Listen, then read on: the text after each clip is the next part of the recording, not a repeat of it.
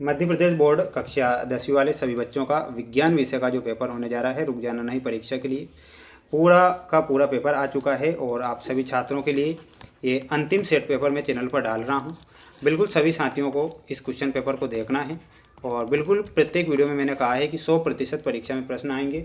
बिल्कुल ऐसे प्रश्न बता रहा हूँ और ये इंपॉर्टेंट क्वेश्चन है, मोस्ट क्वेश्चन, तो आप इन्हें ज़रूर पढ़ें। किसी प्रकार से रियल या वायरल पेपर के चक्कर में ना रहें।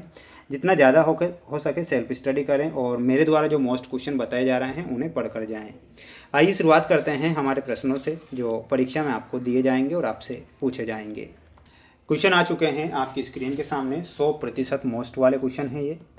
अम्लों का पीएच मान होता है, तो प्यारे विद्यार्थियों अम्लों का जो पीएच मान होता है वह कितना होता है?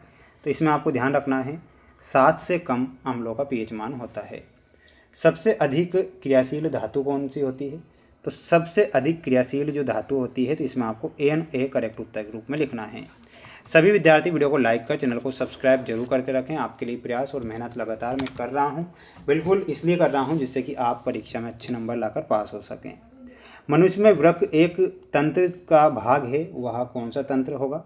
देखिएगा, वृक्क का जो कार्य होता है उत्सर्जन का कार्य करता होता है। निम्न में से कौन सा पादप हार्मोन है? तो इसमें आपको ध्यान रखना रहेगा साइटोकाइनिन। ठीक है, तो साइटोकाइनिन जो होगा ये पादप हार्मोन है, तो साइटोकाइनिन लिखना है। निम्नलिखित में से कौन मानव में मादा जनन तंत्र का भाग नहीं है? तो इसमें आपको लिखना रहेगा शुक्रवाहिका। तो यहाँ पर शुक्रवाहिका करेक्ट होगा। मानव नेत्र के जिस भाग पर किसी वस्तु का प्रतिबिंब बनता है वह क्या कहलाता है? तो उसे दृष्टिपटल बोला जाता है। तो ये तो हो गए आपके विकल्प वाले क्वेश्चन, तो आप इसका एक स्क्रीनशॉट ले लीजिएगा। मैं कह रहा हूँ कि प्यारे विद्यार्थियों 1000% मोस्ट क्वेश्चन ही चैनल पर डालूंगा। अगर पढ़ लिए तो पास हो जाओगे और नहीं पढ़ा तो फिर आपकी मर्जी माय डियर फ्रेंड्स, है ना। भंगुरता प्रायः का प्रमुख गुण होता है। तो भंगुरता जो होता है ये अधातुओं का गुण होता है। तो पहले का आंसर क्या हो जाएगा? अधातुओं का। पौधों में केवल समन्वय होता है। तो पौधों में कैसा समन्वय होता है? यहाँ पर आपको लिखना है पौधों में रासायनिक समन्वय होता है। तो इसमें लिखना है रासायनिक। अपुष्पी पादपों में जनन होता है। तो अपुष्पी जो पादप होते हैं उनमें होता है अलैंगिक जनन। तो इसमें आपको क्या लिखना है? अलैंगिक। अगला देखिएगा, यहाँ पर अवतल लेंस, यहाँ पर पहले में लिखना है आपको अवतल लेंस एवं उत्तल दर्पण में प्रतिबिंब सदैव छोटा और सीधा बनता है। विद्युत धारा का ऐसा ही मात्रक क्या होता है? तो ये क्वेश्चन कई बार परीक्षा में आया है, तो इसमें आपको लिख कर आना है एम्पियर। ठीक है, एम्पियर। कचरे का निपटान एक गंभीर समस्या है। तो कचरे का निपटान एक गंभीर कैसी समस्या है? ये पर्यावरणीय समस्या है। तो यहाँ पर आपको पर्यावरणीय लिखना है। स्क्रीनशॉट लेते चलना और अच्छे से पढ़ते चलना, है ना, क्योंकि बिल्कुल आपकी परीक्षा में ये प्रश्न आएंगे और छपेंगे, मैं आपसे कह रहा हूँ, है ना। अगला देखिएगा, सत्यासत्य में 2H2O अम्लीय है और विद्युत 2H2O + 2O2 एक विद्युत अपघटन की अभिक्रिया है। तो ये आपका क्या हो जाएगा? सत्य हो जाएगा। CO एक अम्लीय ऑक्साइड है, ये आपका गलत होगा। बायानीले ऑक्सीजनित रक्त को शरीर के विभिन्न भागों में प्रेषित करता है, ये सत्य लिखना है।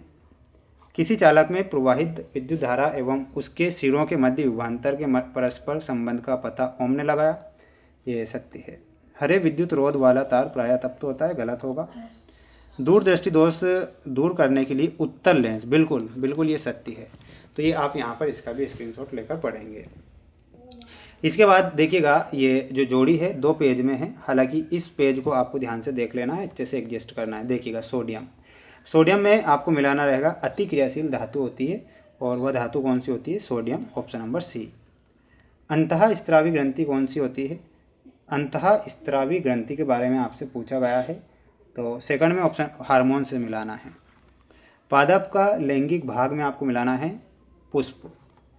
आनुवांशिक लक्षणों के वाहक में आपको किससे मिलाना है? जीन्स। उत्तल दर्पण में मिलाना रहेगा ऑप्शन नंबर 1 पश्चिम दृश्य दर्पण। प्रतिरोधकता का मात्रक क्या होता है? तो ओम मीटर बताना है। तो ये आपकी जोड़ी है, इसका भी स्क्रीनशॉट ले लीजिए, रट लीजिएगा प्रश्नों को। और बिल्कुल जब तक नहीं पढ़ेंगे तब तक तो कुछ मतलब नहीं निकलेगा, इसलिए पूरा पेपर पढ़ लीजिएगा ना। जब किसी यौगिक से ऑक्सीजन की क्षति होती है तब यह अभिक्रिया क्या कहलाती है? तो उसे क्या कहते हैं? उसे कहा जाता है अपचयन। क्या बोला जाता है? अपचयन। तो अपचयन लिखना है। पराग कोश से परागकणों का वर्तिकाग्र तक पहुंचने की घटना क्या कहलाती है? तो उसे बोला जाता है परागण। तो इसमें आपको लिखना है परागण।